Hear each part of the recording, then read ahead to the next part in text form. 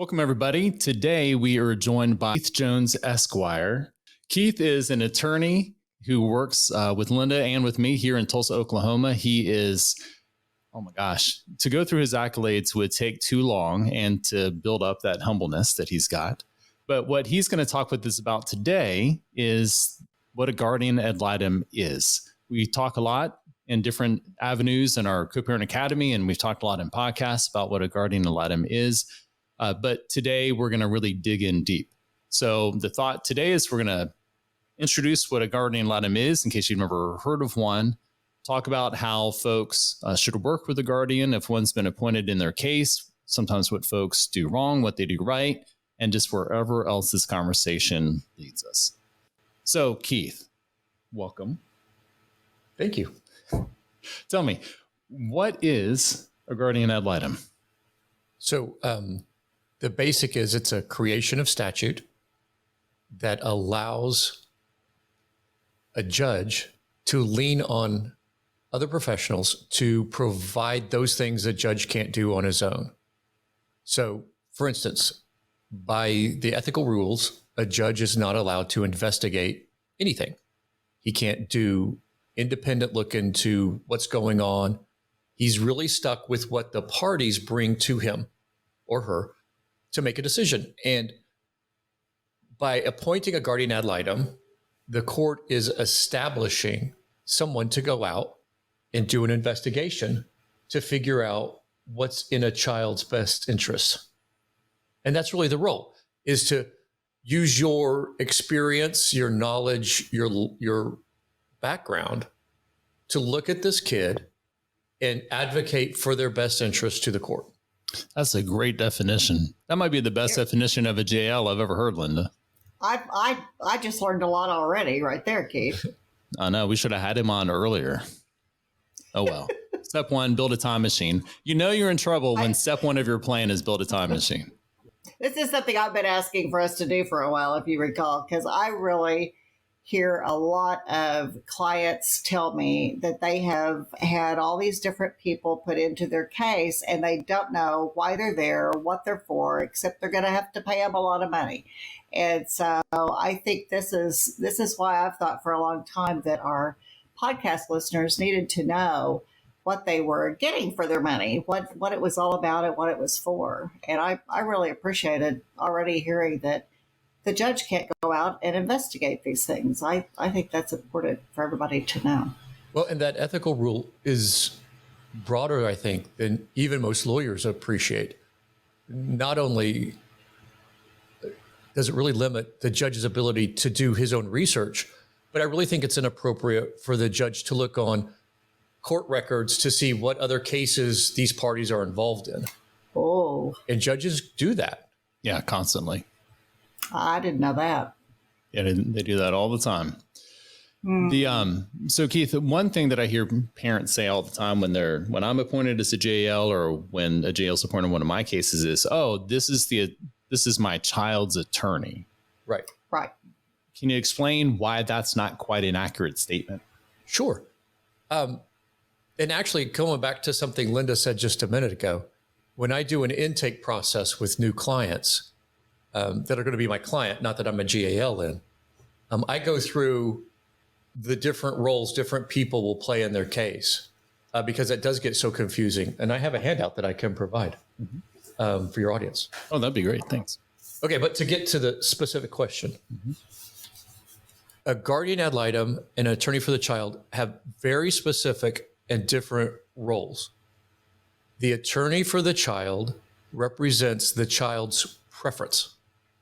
And so if a child comes in and tells that person that they want to stay with dad full time because dad lets them eat pizza for dinner and Pop-Tarts for breakfast, the lawyer is required, because that's his job or her job, to go into court and say, this child prefers to live with dad. Now, in my experience, that's usually a public defender for the child. Right. And the public defender is limited to articulating and advocating the child's preference, whether or not. We don't let just every child have a public defender, right? Right. Well, I mean, in Tulsa County, the public defender's role is as the attorney for the child. Attorneys for the child are only mandated in cases where there is evidence of child abuse. That's what I thought. No, and I'll pipe in Virginia, where I practiced previously, we didn't have the public defender role in the counties in which I practiced. You had a GAL, but you didn't have an attorney for the child. That wasn't an option. And there is no requirement that the public defender's office fulfill that role. It's just the child is entitled to an attorney of their own if there's abuse. The public defender's office in Tulsa County has taken that role on. So, but to get back to the question, so the attorney for the child represents that child's preference, even when it's unreasonable, even when it's unhealthy. And so what the limit of what the attorney for the child can do is to say, this child wants to live with dad. I really think we need a guardian ad litem to investigate and advocate what's really in the child's best interest. And so that's the role of the guardian ad litem. And so I, for instance, would go in and meet with a child, and the child's going to say pizza and Pop-Tarts. And I'm going to go to the court and say, the child wants to live with dad, but it's all about pizza and Pop-Tarts. And really, the child needs a more rounded diet. It needs to be around both parents, and pizza and Pop-Tart dad doesn't win just because it's pizza and Pop-Tarts. The child has a preference, but it's not really reasonable. So that's what a GAL does. So is it possible that a child could have both? Oh, yes. A PD and a GAL in their life? Okay. That's actually pretty frequent. And what's really interesting, I mean, if you get nerded out on this stuff. Let's nerd out. Let's do. Okay. Yeah. So I represent a case with multiple children. And the children had conflicting preferences. Mm-hmm. So the children, and there was abuse. And so the children were entitled to different attorneys to advocate for their different preferences. But a guardian ad litem could do a full investigation and articulate the different preferences while advocating of all the children, and then advocate for each child's individual best interests. Wow. And that theoretically could get really complicated, because let's say you have a family with 3 kids, each of which expresses a different preference. The court, let's just say, appointed 3 attorneys for the children and a GAL. You would then conceivably have mom's attorney, dad's attorney, 3 attorneys for the children, and a guardian ad litem, all of whom have the obligation to participate in a hearing. Absolutely. Beyond that, wow. When you have child-on-child violence, child-on-child abuse, each one of those children is entitled to their own attorney. And so it's really important to have that guardian ad litem in there as well to talk about what's really in the best interest. Because you've had a child that's beaten or perhaps sexually abused a sibling, that gets very complicated and heartbreaking. And maybe we don't want to talk about that in a podcast. No, maybe that would be another episode too. Let's keep this one on sort of the role to help explain what the GAL is. And so far, it's been fantastic to differentiate that from the attorney of fact, from the child's attorney. So as the GAL, Keith, let's say you get your appointment, and what does that look like? How do you know when you're appointed as the guardian ad litem? And how could the parent know that you've been appointed? So typically, I'll get a text message from a lawyer who knows me and says, are you available to GAL in this case? Here's opposing counsel. Here's the judge. Here's what county we're in. And I'll say yes or no. And do you want a copy of the order that I prefer that appoints me? Right. And so it's very rare that I don't get notice of it before there's an order. Correct. And then once the order is entered, that's when you're appointed. And then there's a retainer that needs to be paid by the parents. Right. And I have a very specific order that I've worked out over a long period of time. But that order controls my duties, how I get paid, what people's expectations are of me. And it's long, and I hope people read it carefully. Right. Because there'll be a lot of surprises for folks if they don't. Right. Right. For instance, we talked about payment. Mm-hmm. When you're dealing with a divorce,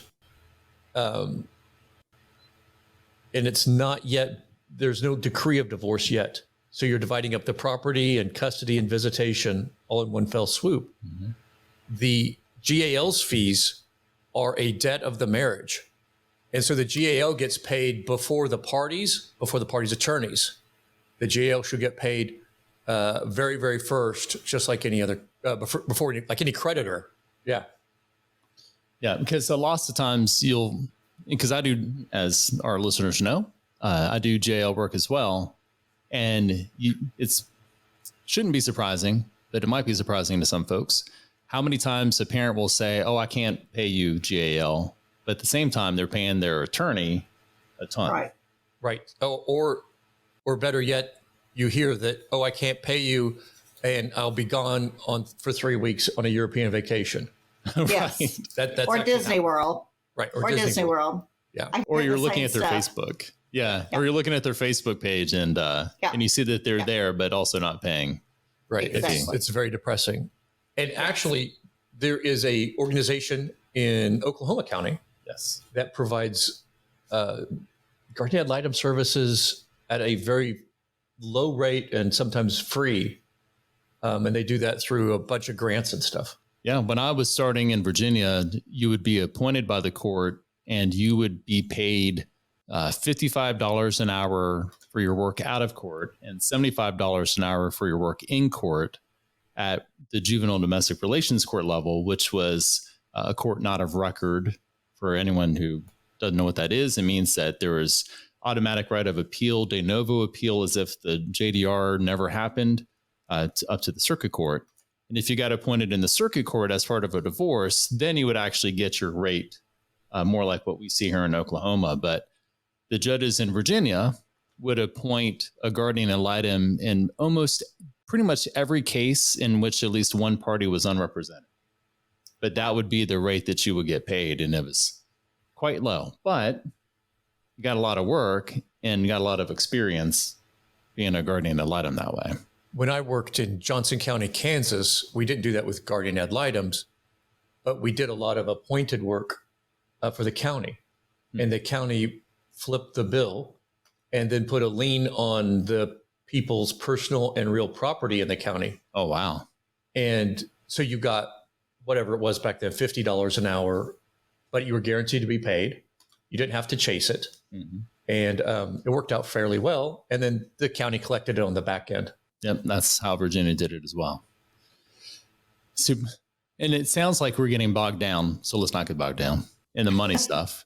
That's probably important to us, probably not so important to the parents, although, it kind of should be. If you're going to ask for, if you're going to ask for GAL, you need to know what you're going to be expected to foot. Like I say, I'm on the front line with the parents a lot, and they are all talking about how much it's costing. And well, let me deal with just one more thing that I put in my orders that I think is a big deal. Go for it. In my orders, the debt to the GAL is a joint and several debt of the parties. And what does that mean? Well, I was going to say, because that's a term of art. But what that means is if I'm the GAL and Ron's the parent that's paying the bills and the other parent refuses to pay their share, and Ron's got a job and it's easy for me to get an income assignment against him, I can go in and make Ron pay me. And then it's Ron's job to go get mom to pay him back.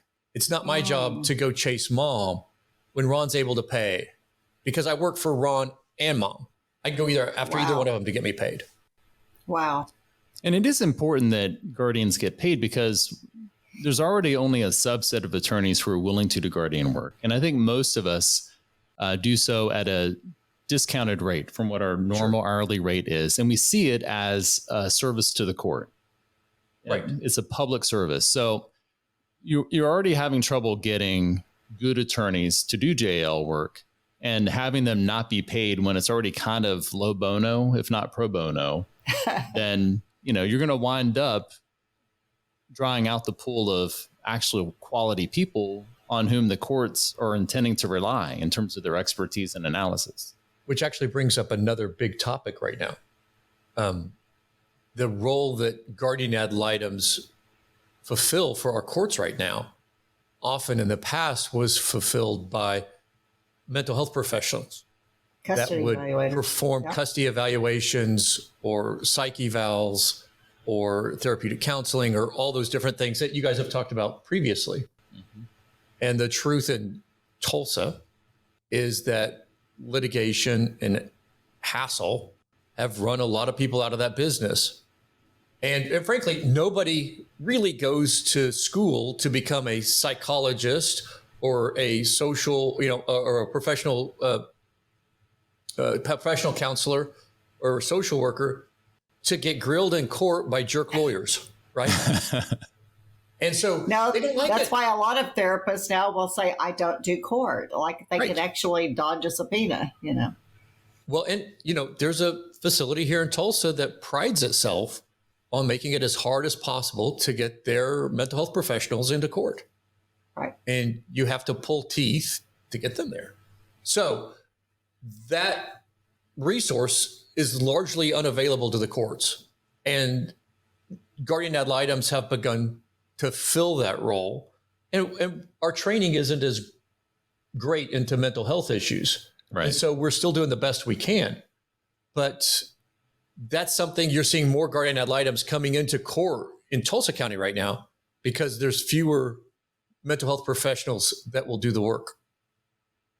So do you guys, and I'm trying to ask questions that I think my parents that I've listened to, my client parents over the years have asked about. So do guardian ad litems, is it a kind of like a Rolodex of people that and I'm using that word again, Ron, that it's like, okay, it's Keith's turn or it's Ron's turn or whoever's turn up to bat now because there's this rolling list of the GALs that will do the work. There kind of is. There's a group of people who do it, and we all have different strengths and weaknesses. And then your judges have different preferences and people that they trust more or work with more. And so you'll see a judge say, oh, I prefer this person or that person. And the judges try not to throw work to a specific person. But over time, you kind of learn Judge Godsby likes these people. Judge Seibert likes these people. Right.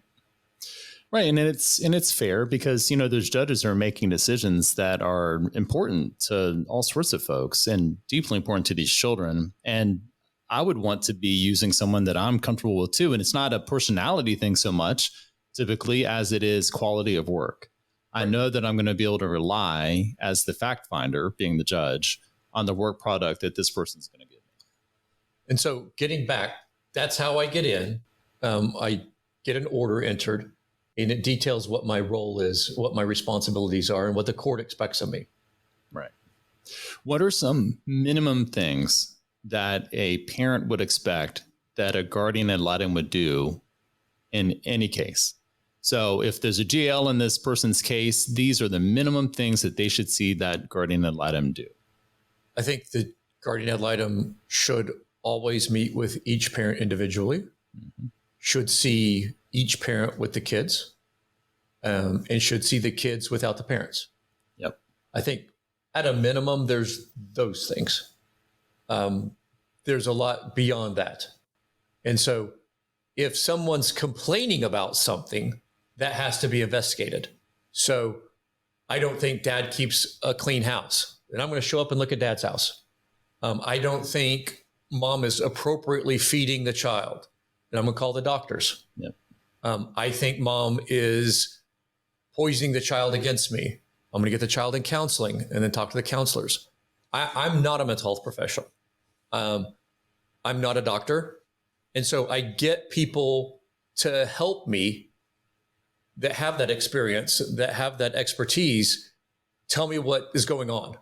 And my role isn't to, how do I want to say, to figure out whether this child's being alienated on my own. It's to bring the people in who have that expertise, and then all that information comes through me, and then I complete a report for the court. All right. So Keith, can you talk to us a little bit about how the investigation process works for you? And admittedly, I sometimes move a little slowly. But I'm trying to get a feel for who the kids are and do it in a way. I don't want to be someone these kids remember. I want to be an invisible presence in their life. I'll tell a story because this is a huge impact on the way I practice. Okay. My grandfather was born in 1921. When he was 12 in 1933, his parents divorced. And in the middle of the Depression, he was drugged into the Creek County Courthouse to talk to the judge about where he was going to live for the rest of his minority. My grandfather lived into his 80s or 90s.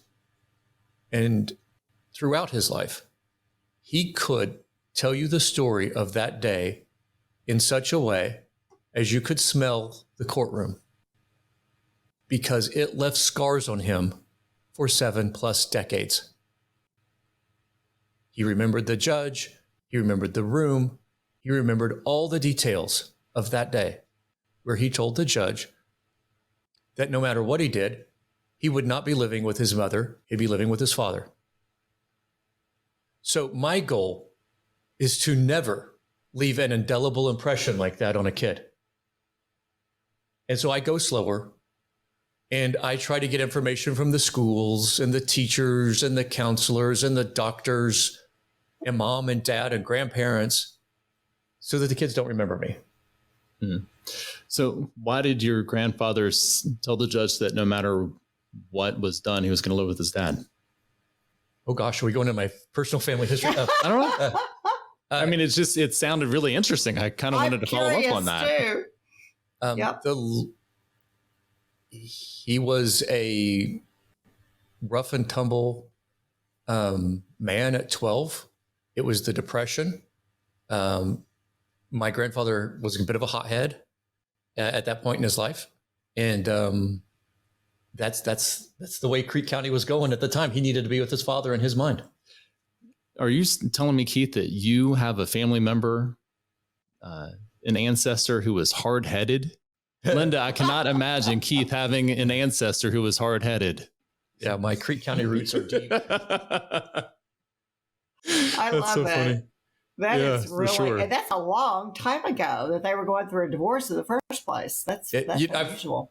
It's occurred to me several times to go pull the divorce decree out of the Creek County archives, and I've never had the guts to do it. So anyway, the point of that was I take my time, and at the end of the process, hopefully both lawyers I've talked to enough that I've shown my hand, right? They know where I'm going. Inevitably, lately, they want a report.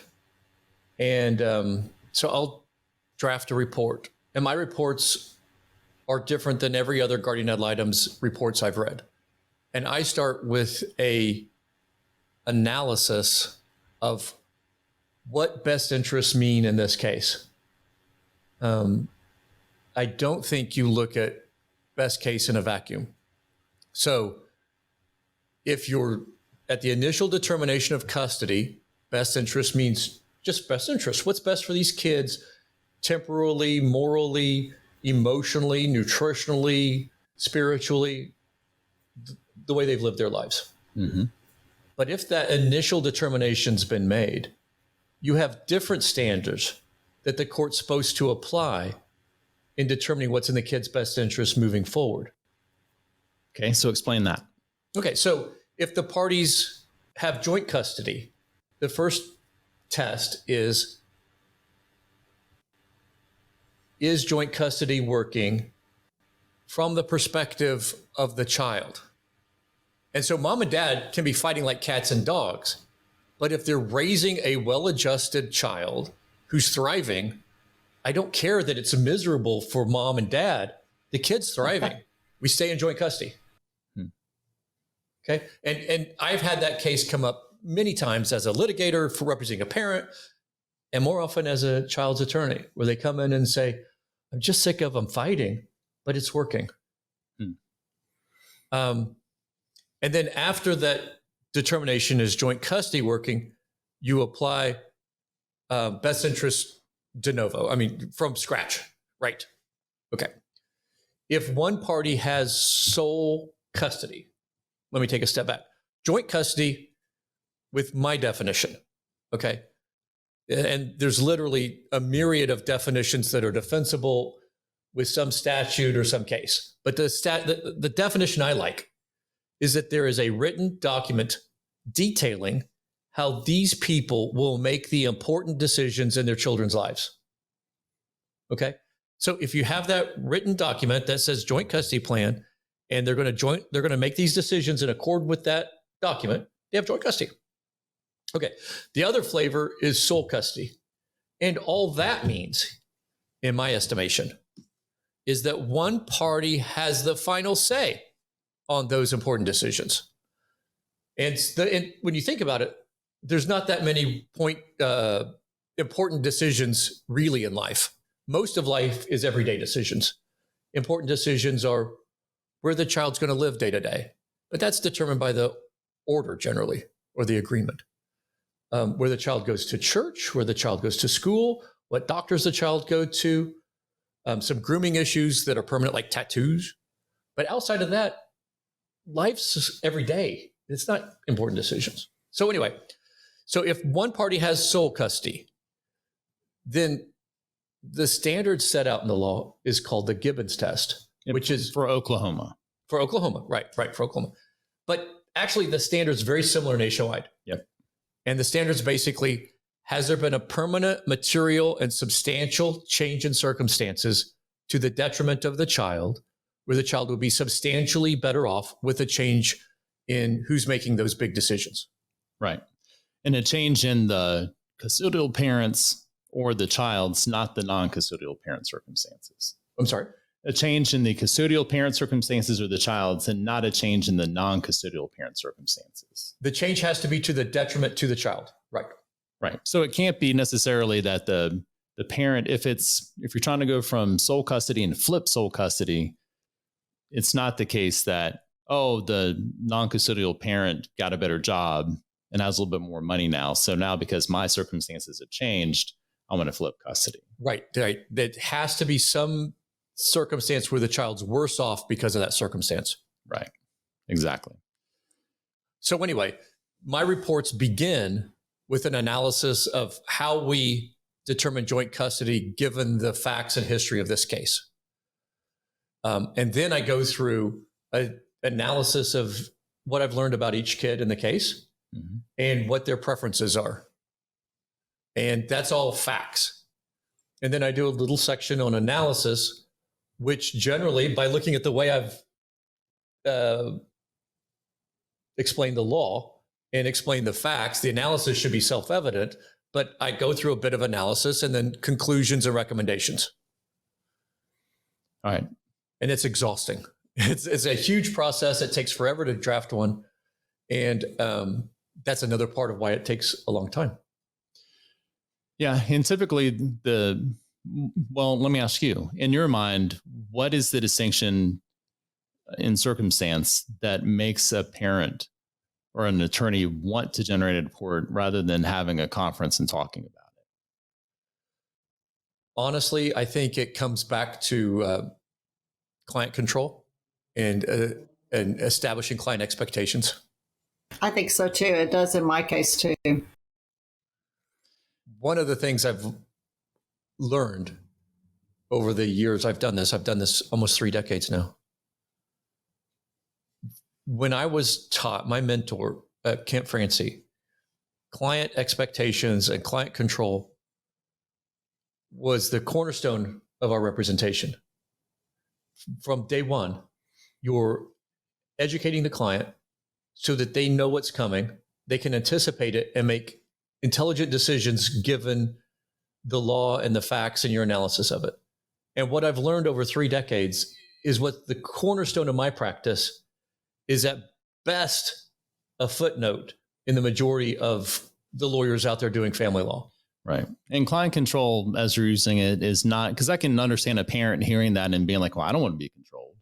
It's not you're taking over their life, is that you're enabling them to actually be a full partner in the representation and Exactly. to understand what's happening and why, and to be able to forecast what could happen in the future so that they have those reasonable expectations. Exactly. In the first meeting where I meet with clients, I do that. These are the people that are likely to be helping you.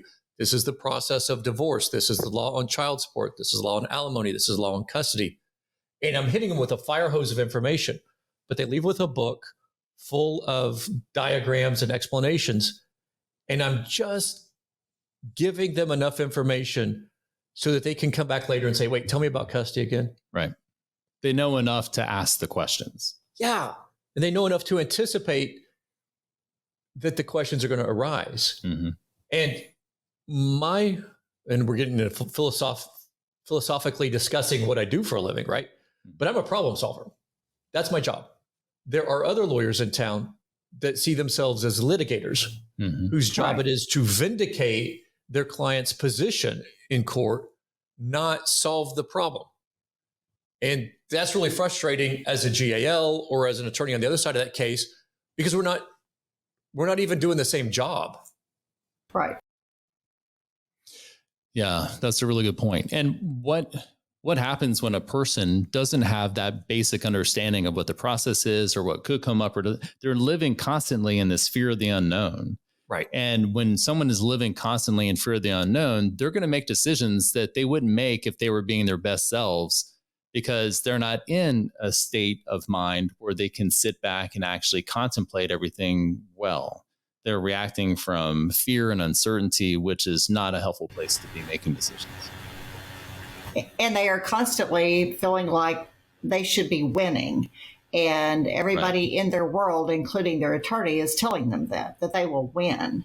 And if there's anything less than that, then what went wrong? I tell my clients in the first meeting, divorce in and of itself is a destructive process. The only people who come out of it ahead are the lawyers. Everybody feels like they lost in every divorce. Which is why you hardly ever see divorce attorneys litigate their own divorces. Oh, yeah. I mean, divorce attorneys are the first ones to reach settlements without having a hearing. Yes, the good ones. Right. Yes, exactly. So let's dig back into the guardian ad litem. So we've talked about the process. So we talked about all the different people that you go and you talk with. And I know for me, I'll tee it up and get your response to it. For me, I like to have as many opportunities to speak with as many third parties and to get as much objective information as I can, because it helps me sort the rest of the subjective information I've gotten. So if I go to the school and I find out what their attendance is, or if I look at the well baby visits, whatever objective piece of data I can find to help give context to the subjective things being told to me, that's what I want to get. Right. And sometimes it's not the information you're getting, it's how it's coming to you. I ask every parent, who's your kid's physician? Who's your kid's counselor? Who's your kid's best friend?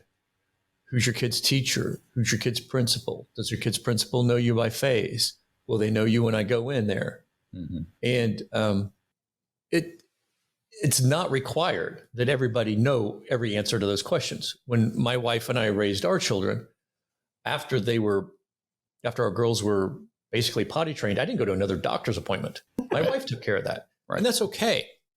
But when you're divorcing, you kind of have to take on those roles a little more. And I'm not suggesting dads go to their daughter's doctor's appointments, but they ought to know who the doctor is. Right. So, although dads certainly can. And in some of these families, Linda and I are sensitive to this because we get comments that we are too pro dad, too anti dad, too pro mom, too anti mom.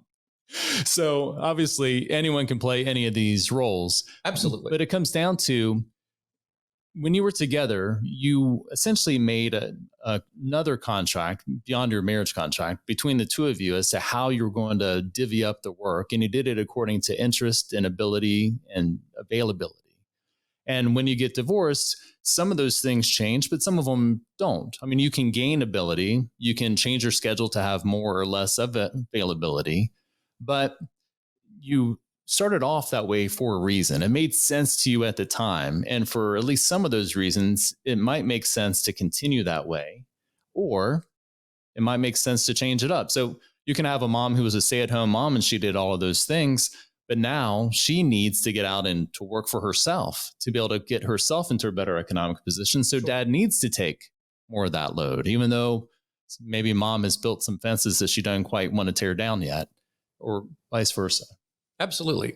What I think is the mistake that I was addressing is no one should be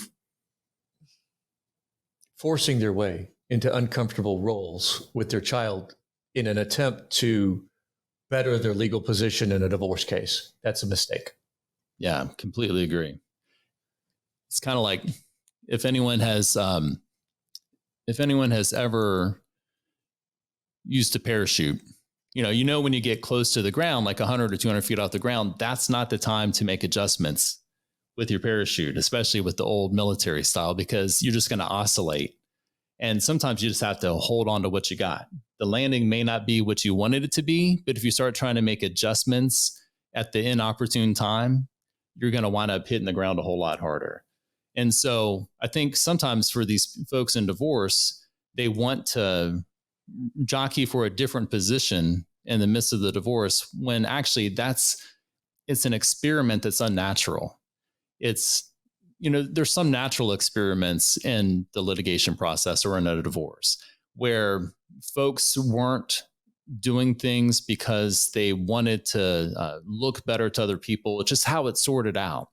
Once you get a guardian ad litem in place, sometimes it's almost like that observer effect. The fact that an observer is observing can interfere with the natural state of things. Sure. And so a lot of times that works to the detriment of the children. Right. And to stick with your analogy, don't work so hard at trying to nail the perfect landing in your parachute that you end up breaking your legs. Right. And that happens an awful lot. Yep.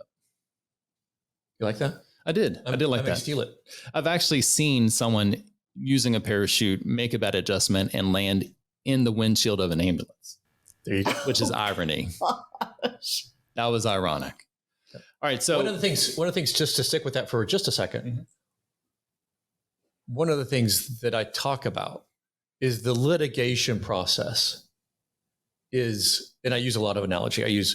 You've set your house on fire, and our job as professionals is to get you, your kids, and your stuff, and in that order, out of the house fire that you guys set. Yeah. And if you want to wallow around and argue about stuff while you're in the middle of a house fire, you're going to increase the destruction to you, the damage to your kids, and the loss of stuff. Yeah. Okay, so what would you guys recommend then for a parent who has been very hands-off, more often than not the father, but who's been very hands-off, and mother has done a lot of the taking the kids to school, doctors, you name it. Sure. Now he feels like he's totally disconnected from everything to do with this kid, and mother's no longer letting him know anything about it. I typically will tell the guys, she's not your secretary anymore, and you need to go to the source. Right. Is that a big part correct advice or not? I'm a little confused after what you'd said. Once the parties separate, they should each build independent relationships with the key players in their children's lives. Okay, Doctor, principal, teacher, counselor, those kinds of things. It is not either parent's job anymore to make the other parent aware of parent-teacher meetings or school plays or soccer games or any of that. Doctor's appointments, they do. If you set a doctor's appointment, you should tell the other side. But beyond that, really,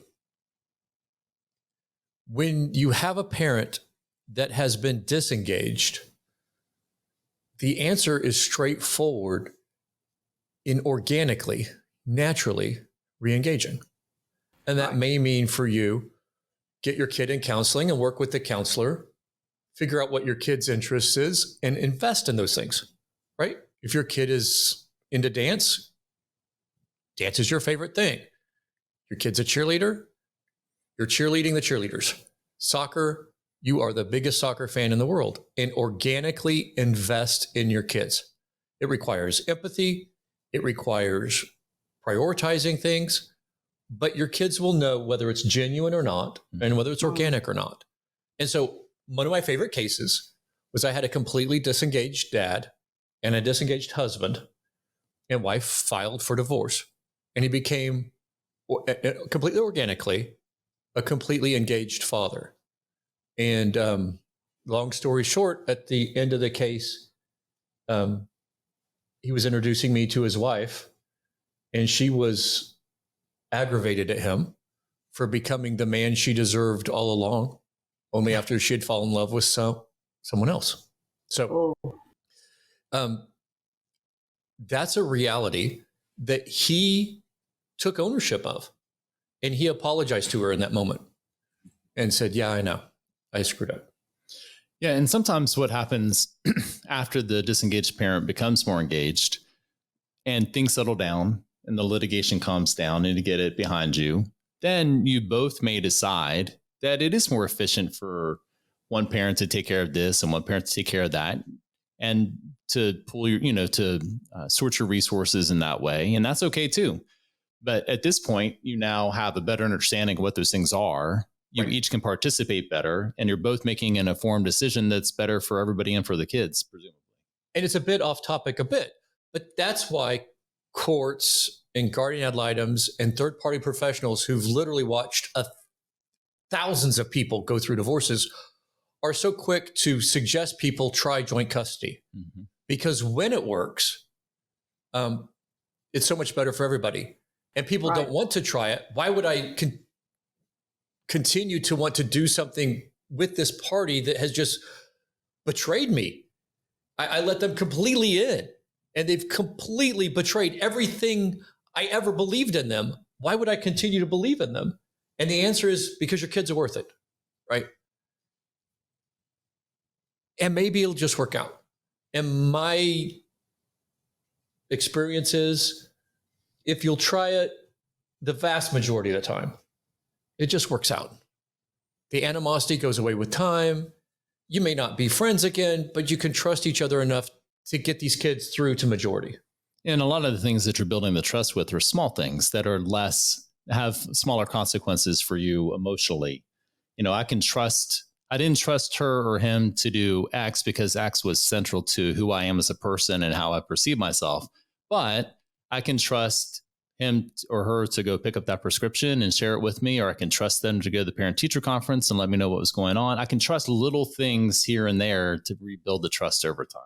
Exactly. Yeah. We talk a lot about that in our Co-Parent Academy as well, that sometimes I just think you've got to be really careful, yes, as you do learn more about what's going on with your child, that you don't infringe on the parent's territory that has been doing it so faithfully for so long, and that you have your own, login code to the parent portal or whatever, and that you're doing those kinds of things on your own. That's why I'm always telling them to go to the source, get on the teacher's email or the coach's email or whatever it takes, to do, so that you're not having to constantly be pestering the other parent or, showing up on her turf. All right. So Keith, let's progress a little bit in the process. At this point, you've been appointed, you've done the investigation that you've talked about, and now the case is sort of coming to a head. We're either going to come to the point where we can reach agreements, or it's going to have to go to trial. Talk to us a little bit about how your work as a GAL proceeds at that point. And I've not done this a lot. I generally have independent conversations with both lawyers. I know a lot of GALs who pull both lawyers into their office and sit them down and say, this is the way this is going. And Lynn Worley, for instance, has had a lot of success with that. I haven't done that a ton. I've talked to everybody and tried to work it out, and sometimes it works. But when it doesn't, the next step is mediation. So Keith, explain to us what mediation is. Okay. So mediation is bringing in an independent person who's there not to represent anybody or anybody's interests, except to try to bring the parties to an agreement. Yeah. When I act as mediator, I often say, I kind of view my client as the deal. I want to get the deal done the best that I can. Yeah, without any regard to the details of the deal. It's if we can agree, great. Right. Exactly. So how, as a GAL, how do you participate in mediation? It's interesting because as a GAL, very much like the mediator, I'm there to try to get these people to avoid the damage of litigating a child custody case. Right. And so it's different for every case as I try to determine what's going to work best here. So sometimes, often in mediations, the wife and her attorney will be in one room and the husband and his attorney will be in the other. And sometimes as the guardian ad litem, I go back and forth. Mm-hmm. Sometimes I'll stay in one room. Sometimes I'll be in an independent room. And do you leave that up to the mediator? I work with the mediator to make that choice. Yeah. Because while the judge leans on the guardian ad litem a lot, the mediator leans on the guardian ad litem a ton. Right. Because I know the case, I know the parties, I know their proclivities. And so I'm going to give the mediator, lots of hints on how to handle these people. Right. Right. Because that is tough. From the mediator's perspective, you're meeting these people for the very first time. There's tons of tension because they feel like this is a critical moment in the case, which it really could be. And you're trying on the fly to read personalities and communicate effectively in the style that's helpful for those people, that individual person in that room. Taking into account hopefully the assistance, but sometimes the interference of their attorney and getting a deal done and being reasonable and having fair expectations. Sure. And the mediator is, outside of a couple cases where you have two great lawyers that provide full mediation statements, the mediator is largely ignorant of where the hot spots, where they are and what to avoid. And the guardian ad litem knows those things. Yeah. So let's say that mediation is unsuccessful. Yep. And the case is going to go to trial. How then, as a guardian ad litem, are you preparing for trial? Well, it's interesting because we all do it a little differently. By statute and by case law, we're a party and we get to call witnesses. We get to enter exhibits. We're also an expert that has produced a report that's going to come in. And we get to cross-examine the witnesses that the other parties call. And so it can be a very active role, and it can be a very laid-back role. I had a trial this last week with a guardian ad litem, and I think he asked, in a half-day trial, asked 3 questions total. Yeah. Yeah. So from my perspective, the guardians ad litem in Oklahoma, at least in the counties in which I practice, tend to be much less active participants in the trial than I experienced in Virginia. I'm much less engaged. Yeah. That's been my experience as well. That's why the witnesses.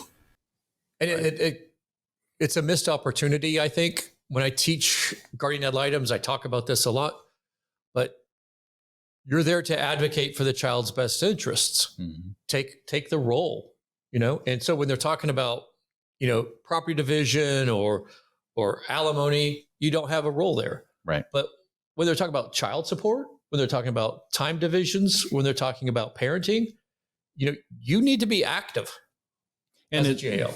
And if you're an experienced litigator, like I know you are, as the GAL, you have kind of a unique opportunity to play cleanup because you have the people asking questions and you're sitting there thinking to yourself, man, this question should have been asked, or you hear a response that's surprising to you based on your investigation.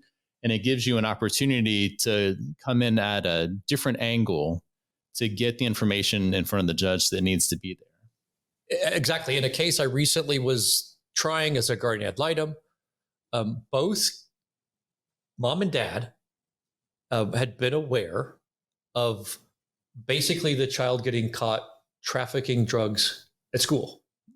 And neither brought it neither up. Parent, Yeah. neither parent bothered to tell their attorneys or me until we got to the courthouse for trial. Yep. And so both attorneys were scared to death to ask a question because they didn't know the answers and they didn't want to sink their client. Yep. And so the first rule of trial advocacy, well, not the first, but one of the first, is don't ask a question you don't know the answer to. Mm-hmm. And I got up there and I chewed both their butts while they were on the stand and just roasted them because I didn't care who the answers were. We needed the truth out in court. And I think the judge kind of appreciated it. And it actually, I think, worked out to the kids' best interest by far because we got to the bottom of it. If we hadn't, I assume the judge would have asked, but we got there more organically because I was there asking the obvious questions that nobody wanted to answer because they just didn't know. Yeah. And that's the kind of information that the judge needs. You actually wouldn't be fulfilling your role as an officer of the court and the expert appointed by the court if you didn't get into that area. Because it's not only was it critical for the judge to understand that there's something going on with this kid potentially, but also the judge needed to understand why the parents weren't active in the situation or informing anyone. Right. You know, it was interesting. They were both active in their own way. They never talked to the attorneys or me, and they never talked to each other. Wow. And it's kind of funny because my recommendation in that case changed significantly during the trial. Yeah. And how many, and when that occurs, I know attorneys sometimes get frustrated, but when you're the guardian ad litem and you hear something new that's material to your recommendation, you have an obligation to reassess and see if your recommendation needs to change based on this information you didn't have before. And, Right. and yes. And my change in that case was actually almost more fundamental. I thought the kids needed counseling. I thought there was a lot of things we could do to improve the way the parents interacted with each other and the kids. But ultimately, what that case demonstrated to me is something I talked about at the beginning of this, and that you have a parent that makes the ultimate decision in a sole custody situation on the major things that are going on in the kids' lives, right? And it's not the court's role to be a super parent, right? Mm-hmm. And so did I think the kids should be in counseling? Yeah. But ultimately, the court's role isn't to determine where the kids go to school or when the kids go to counseling or what doctor the kids go to or whether the kids get vaccinated or not. The judge's role is to pick a parent. Correct. And then let that parent. Right. And so mid-trial, I listened to the way they handled this situation. And I just said, hey, Your Honor, I know my report says counseling and all these other things, but you know what? This is a sole custody case. Mom's raising this child, and we need to step back and let her do her job the way she sees best, the way she sees fit. She's not harming the kids. She gets to raise them, not us. Yeah, that's called the Constitution of the United States. Right. And you know what? It's difficult to look at a kid that I think could really benefit from some counseling and say, yeah, but he's not my kid. Mm-hmm.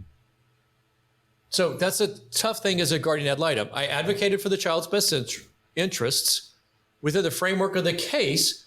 That meant this parent should get to make the call. And that's what I did. And it was kind of freeing. So we've talked about the investigation. We've talked about mediation. We've talked about trial. I'm kind of curious how you think a parent can best work with the GAL for the best interest of their child. Before we leave the trial part, can I answer a question you didn't ask? Go for it. One of the things I do as part of my practice is I find reasons to testify in court, because my clients, when I represent mom or dad, they're on the stand and it's very difficult and it's very unnatural. And I love being in a courtroom because I get to ask questions and I get to do my thing my way. And the courtroom is very different when you're on the witness chair. Oh, yep. And so I get in the witness chair as a fee expert, as a GAL, and the room is very different. And you don't get to talk about the things you want to, like just right now, right? You didn't ask me about this, but I wanted to talk about it. So I got to stop and say, hey, I want to talk about this, right? You can't do that from the witness stand, except as a GAL, right? Mm-hmm. So I get to be on the stand and mom's attorney and dad's attorney and the judge asks me questions, but I also get to offer my opinion and ask everybody else questions. And that's a super fun role, because I get to be a super witness. I'm just not limited to what I get asked.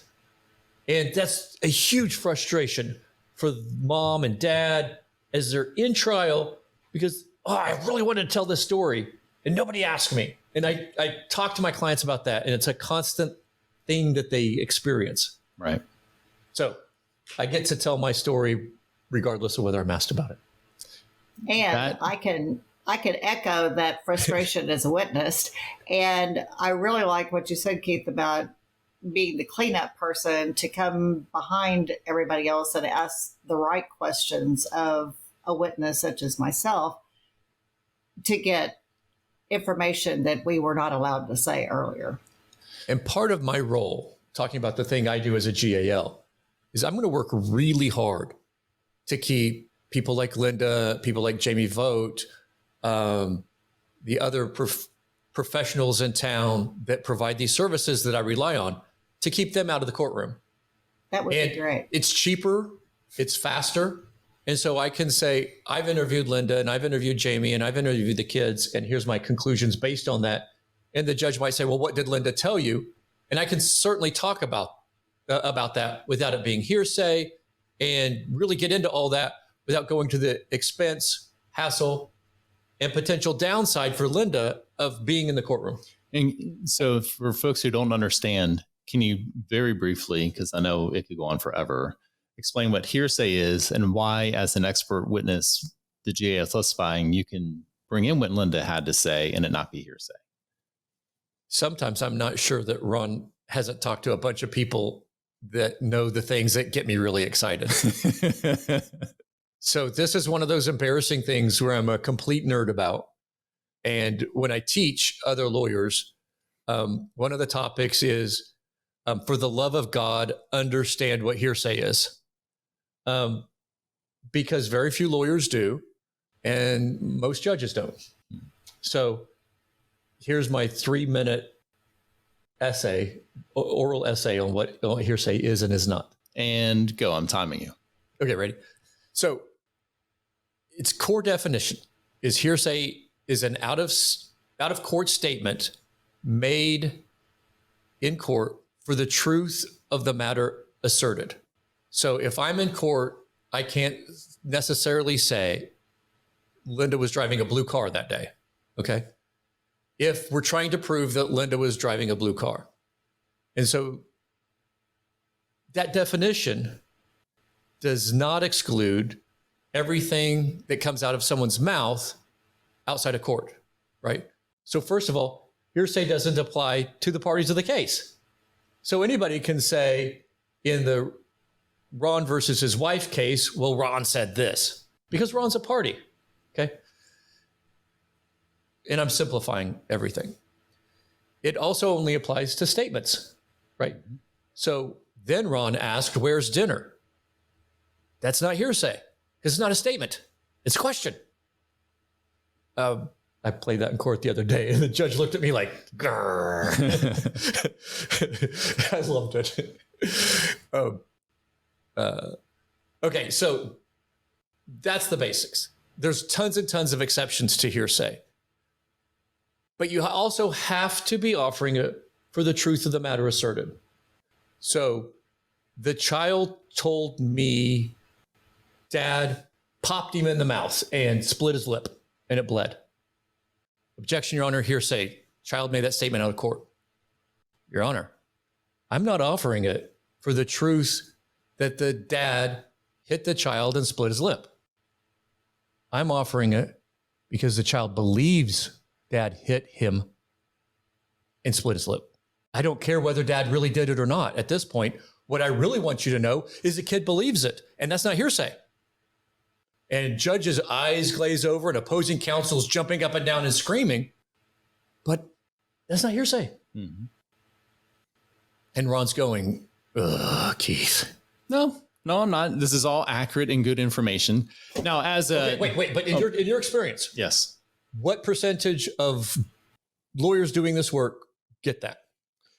Yeah, very few. Or the fact that behaviors, an action is not a statement, or observing a person's emotional state, or just all sorts of different things. Yeah. But what you'll hear in court constantly is, well, what did they say then? And the other side jumps up and says, objection, Your Honor, hearsay, and the judge sustains. You're like, wait, Your Honor, no. The next comment is actually a question, or it's offered for this other thing that's not the truth of the matter asserted. So getting back to your role as a GAL and testifying as an expert. Sure. How did we get off on hearsay, by the way? Well, because Linda you were talking about how you would like to be able to help Linda, for example, say at a court. As a GAL, you can help her do that because you can testify about what she told you. And why can you do that as a GAL? Okay. So again, not to slam our brethren and sisters that do this, but this is missed by quite a few people. I can talk about hearsay in court, not to establish the truth of what Linda said. So if Linda said the car was blue, and I'm trying to prove the car was blue, let me take a step back. I can testify about why I made my conclusions that the car was blue. And if I conclude that the car was blue and Linda's out of court statement helped lead me there, I get to testify about it, but it only comes in to support my conclusion, not that Linda said, not that the car was blue, the truth of that. Right. So it's not coming in as substantive evidence. It's coming in as a factor leading to your conclusion. And the parties in the court need to know how you reached your conclusion. Exactly. So in the big case where this came up, there was a expert who testified about it was a child custody evaluator. And he testified about some things, some ancillary witness, some grandmother or something had said. And the other side kept wanting to say those things had been proven in court. And I kept saying, Your Honor, those were admissible only to support the expert's opinion. They've not been demonstrated as facts. And the court got it, but opposing counsel never got it. Mm-hmm. And he kept doing it over and over and over again to where the court finally was just like, Mr. Jones, I understand your objection. It's sustained, but let him finish his thought. Yeah. Yeah. It is a complicated area for folks sometimes, but that's one of the benefits that you were talking about. There are limited resources that the court has, and time is the most limited resource. And we're already waiting months and months and months to get a trial date.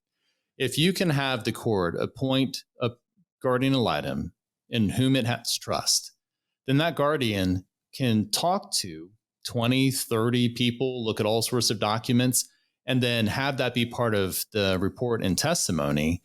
And you've now saved having all of these people come in, and you can actually spend the time of the court focusing on the real key material witnesses. And it just makes everything more efficient for the court. Right. And hopefully it provides a layer of protection to our mental health professionals, particularly, so that they continue to work with us. Right. Because that's a real problem, is we're we're losing the quality people that we depend on. Right. Right. Particularly in Tulsa County. Speaking of just another thing we ought to talk about, what does guardian ad litem even mean? Guardian protecting the child's best interest in this case. Right. You're not a guardian in any other sense. Right. And so the distinction Keith is making is you're a guardian for the litigation, the ad litem part. You're not a guardian, for example, getting a guardianship where you have custody, or you're not a guardian in terms of, the federal government may allow you to receive benefits on in behalf of the person and do things with it. You're simply appointed for a specific purpose for a short period of time to do that job, and then you're done. And part of that is that is limited to advocating for that child's best interest. Mm-hmm. And if you're in different parts of the world or different places, the guardian ad litem may have a bit of a different role. Even some places in Oklahoma, the guardian ad litem is not able to give an expert opinion. They're not permitted to testify as to that. Some jurisdictions have come to the conclusion that that's not their role, and they're simply fact witnesses who investigate and provide the facts to the court because they perceive it to be taking over the court's role in being that decision maker. There are actually also, not just that, but there are courts that will not allow the guardian ad litems to cross-examine witnesses, to call witnesses. There's just some real unusual takes on the law. Yep. It varies a lot, county to county, judge to judge.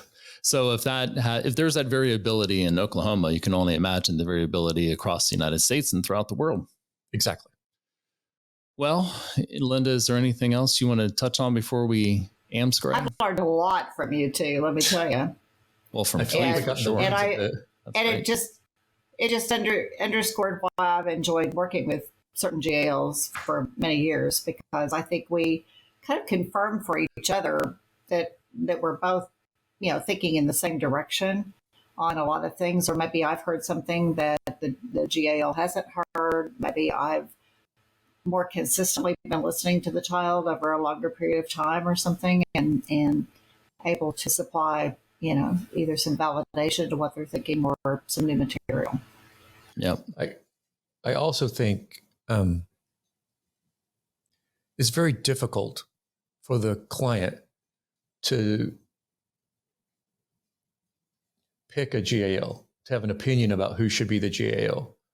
And if you look up people on the internet, you're going to see kind of the people who are most upset with them are going to be the loudest voices.